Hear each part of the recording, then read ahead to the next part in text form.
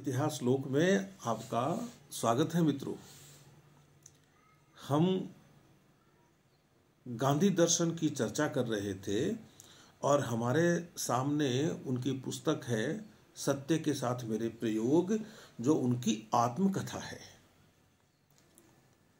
हमें बड़े बड़े लोगों की आत्मकथा पढ़नी चाहिए, उससे कुछ सीखने की कोशिश भी करनी चाहिए।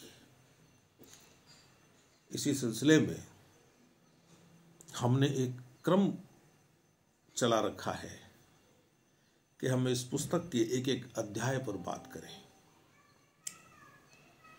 तो मित्रों, हम पिछले अंक में उनकी आत्मकथा का 5वां अध्याय देख रहे थे।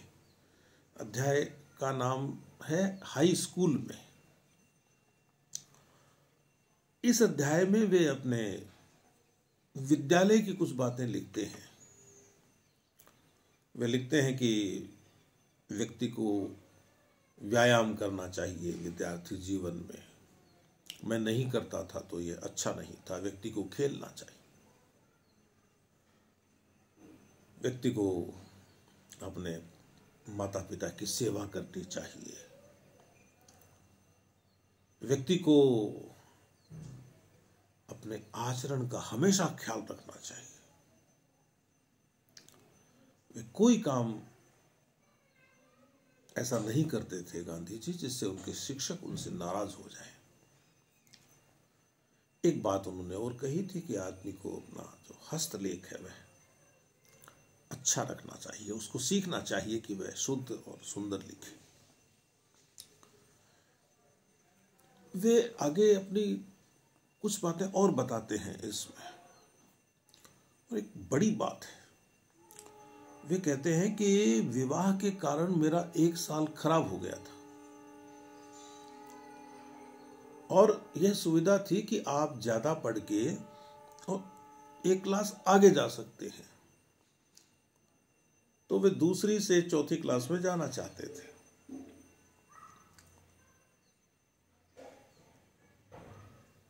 इस स्थिति में उन्हें सत्र के मध्य में चौथी कक्षा में बिठाया गया। चौथी कक्षा में जब वे पढ़ने गए, गर्मी की छुट्टियों से पहले, तो उनको यह देखने को मिला कि यहां अंग्रेजी पढ़ाई जा रही है। थोड़ी बहुत नई चीज हो गई। लिखते हैं कि इस कक्षा से थोड़ी पढ़ाई अंग्रेजी माध्यम से होने लगती थी, मेरी समझ में कुछ न आता था। गौर करने की बात है, कोई चीज आपको प्रारंभ में हो सकता है अच्छी न लगे, समझ में नहीं आए, और उसको पढ़ना जरूरी है, तो क्या करेंगे आप? जिन गांधी जी ने अपने विद्यार्थी जीवन का वर्णन करते समय यह लिखा है कि मुझे अंग्रेजी में कुछ समझ में नहीं आता था, वे गांधी जी बाद में सारी अंग्रेजी समझ लेते थे। उन्होंने अंग्रेजी नहीं, बाद में तो अंग्रेजों को भी समझ लिया। यह एक बड़ी बात है। यानी आप कुछ भी सीख सकते हैं, यह सोचकर कि नहीं सीखा जा सकता। आप अपने मार्ग को बाधित ही करते हैं। फिर वे कहते हैं कि भूमिति शुरू हो गई, ज्योमेट्री चौथी कक्षा से शुरू होती थी। मैं उसमें पहले से ही पिछड़ा हुआ था, कुछ भी समझ में नहीं आता था। वे कहते थे कि शिक्षक बहुत अच्छे थे, बहुत समझा कर पढ़ाते थे, लेकिन मेरे पल्ले नहीं पड़ता। तो वे लिखते हैं कि मैंने एक बार तो ये सोच लिया है कि मैं तीसरी कक्षा में जाके बैठ जाऊं, मुझे आगे नहीं आना चाहिए। लेकिन उन्होंने कहा कि ऐसा करने से तो फिर मेरी लाज जाती, और फिर जिन शिक्षकों ने मुझ पर भरोसा किया है उनका भरोसा टूटता। तो कहा कि कुछ भी हो, मुझे उन्होंने अपने आप से कहा कि कुछ भी हो, लेकिन मुझे यह करना है, मैं आऊँगा, आगे की कक्षा में जरूर आऊँगा। खैर, तो जब संकल्प कर लिया उन्होंने, तो फिर वे लिखते हैं कि मैं भूमिति ज्योमेट्री पढ़ते हुए जब मैं यूक्लिड के 13वें प्रमेय में पहुंचा, जब मैंने यूक्लिड का 13वां प्रमेय देखा, तो मुझे समझ में आया कि ये तो बहुत सरल विषय है, इसमें तो बुद्धि का सीधा और सरल प्रयोग होता है। तो अब आप विचार कीजिए कि यदि कोई व्यक्ति एकदम प्रारंभ में ही किसी चीज को छोड़ दे, किसी विषय को छोड़ दे, ज्ञान की किसी शाखा को छोड़ दे, तो कितना नुकसान हो सकता है उसको। गांधी जी ने अंग्रेजी को नहीं छोड़ा, गांधी जी ने जियोमेट्री को नहीं छोड़ा। बाद में गांधी जी लिखते हैं कि मुझे भूमिति से तो नहीं, उससे तो मेरा डर निकल गया, लेकिन संस्कृत ने मुझे बहुत परेशान किया। वे लिखते हैं कि भूमिति में रटने की तो कोई बात नहीं थी, यहां संस्कृत में तो सब रटना ही होता था, और यह विषय भी चौथी कक्षा से शुरू हुआ था। तो संस्कृत शिक्षक बड़े कड़े थे, कड़े मिजाज के व्यक्ति थे। वे विद्यार्थियों को अधिक सिखाने का लोभ रखते थे। कितनी बड़ी बात है। एक शिक्षक स्वभाव से कठोर इसलिए है कि उसके विद्यार्थी ज्यादा सीख जाएं। वह अपने विद्यार्थियों को ज्यादा सिखाना चाहता है। बहुत बड़ी बात है, मुझे बहुत प्रभावित किया इस बात ने।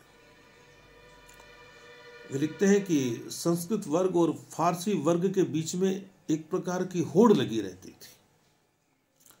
लेकिन फारसी सिखाने के लिए जो मौलवी आते थे वे बहुत नरम स्वभाव के थे, और वे काम भी ज्यादा नहीं देते थे। तो गांधी जी को लगा कि फारसी शिक्षक बहुत भले हैं। तो एक दिन, क्योंकि उनको ये लगने लगा था कि फारसी आसान है, संस्कृत कठिन है, तो जब दोनों में से एक लेना है तो मैं क्यों नहीं फारसी ले लूं, फारसी पढ़ लूं। तो वे मौलवी जी की क्लास में जाके बैठ गए। जब उनके संस्कृत के अध्यापक को पता चला, जो कड़े थे स्वभाव से, तो उन्होंने गांधी जी को बुलाया। उनको बहुत दुख हुआ। बुलाकर उन्होंने कहा कि तू ये तो समझ कि तू लड़का किनका है, क्या तू अपने धर्म की भाषा नहीं सीखेगा? तुझे जो भी कठिनाई हो मुझे बता, मैं तो सब विद्यार्थियों को बढ़िया संस्कृत सिखाना चाहता हूं। आगे चलकर तुझे इसमें रस के घूंट मिलने लगेंगे। तुझे यूं हारना नहीं चाहिए। तू फिर से मेरे वर्ग में बैठ। गांधी जी लिखते हैं कि मैं शर्माया। शिक्षक के प्रेम की अवहेलना न कर सका।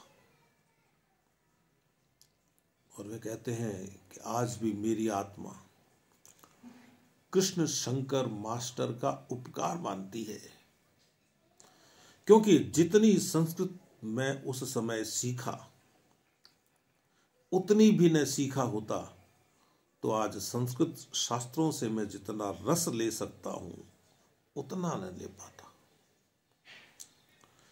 मुझे तो इस बात का पश्चाताप होता है कि मैं संस्कृत अधिक न सीख सका, क्योंकि बाद में समझा कि किसी भी हिंदू बालक को संस्कृत का अच्छा अभ्यास किए बिना रहना ही नहीं चाहिए।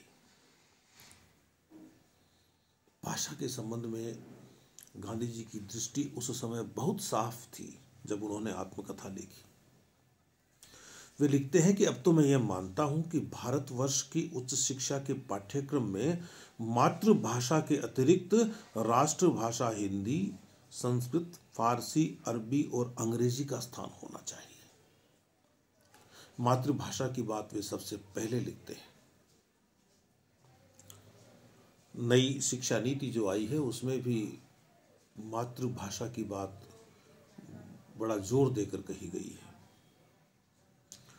वे कहते हैं कि भाषाओं की इस संख्या से किसी को डरना नहीं चाहिए कि ज्यादा भाषाएं हो गई तो वे सीखी नहीं जाएंगी। वे कहते हैं ऐसा नहीं है। भाषा यदि पद्धति पूर्वक सिखाई जाए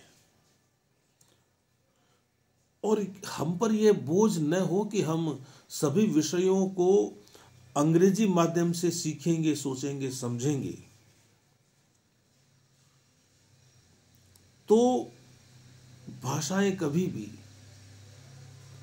सीखने में कठिन नहीं होंगी, बल्कि उनमें आनंद आएगा।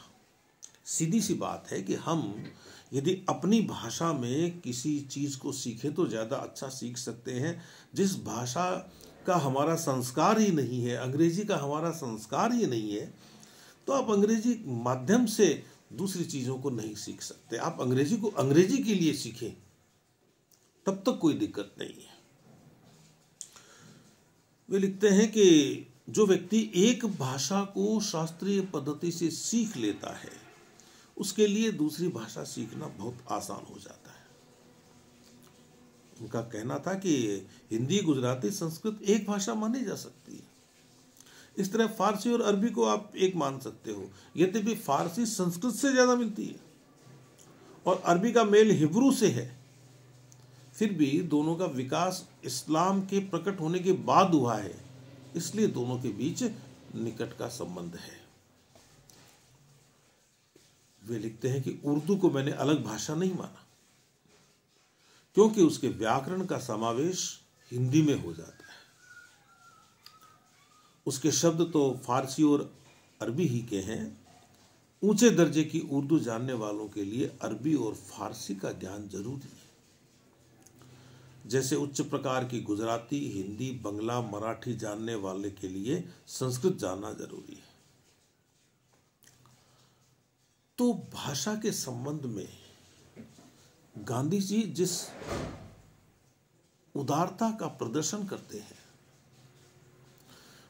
उस उदारता की आवश्यकता हमें हमेशा रहेगी। भारत एक बहुभाषी देश है। इतने बड़े देश में कितनी तरह की भाषाएं बोली जाती होंगी। सभी भाषाओं का, सभी बोलियों का, साथ ही उनकी लिपियों का सम्मान करते हुए हमें आगे बढ़ना चाहिए। अंग्रेजी को हम छोड़ नहीं पाए, ये बहुत बुरा हुआ। दुनिया में ऐसे देश बहुत हैं जहां के सारे काम वहीं की भाषा में होते हैं। हमारे सामने एक समस्या यह है कि हम किस भाषा को आगे रखें, क्योंकि भारत एक बहुभाषी देश है। तो विकल्प के रूप में हिंदी एक अच्छी भाषा है जिसे पूरे देश में स्वीकार किया ही जा रहा है, और जहां थोड़ी बहुत दिक्कत है वहां भी कर लिया जाएगा। तो गांधी जी का किसी भाषा के प्रति दुराग्रह नहीं है, लेकिन उनका ये साफ मानना है कि संस्कृत नहीं सीखोगे तो आप भारत को नहीं सीख पाएंगे। संस्कृत से ही हम संस्कृति सीखते हैं, और ये भाषाएं और अनेक भाषाएं हैं वे संस्कृत से निसृत हैं, संस्कृत से निकली हुई हैं, तो हमें उसमें कोई दिक्कत नहीं होनी चाहिए। वे तो फारसी को भी संस्कृत से मिलता जुलता बताते हैं। तो फारसी हो, अरबी हो, उर्दू हो, संस्कृत हो, गुजराती, हिंदी, राजस्थानी, कोई सी भी भाषा हो, भाषा को एक पद्धति से सीखने की कोशिश की जाए। तो गांधी जी का ये मानना है कि आप एक भाषा को सीखकर आसानी से दूसरी भाषा सीख सकते हैं। तो मित्रों, ये गांधी जी का जो लेखन है, उनकी जो आत्मकथा है सत्य के साथ मेरे प्रयोग, उसके 5वें अध्याय की बात थी। अगली बार जब हम मिलेंगे तो इसके आगे के अध्यायों की चर्चा करेंगे। तब तक के लिए आप मुझे अनुमति दीजिए। नमस्ते।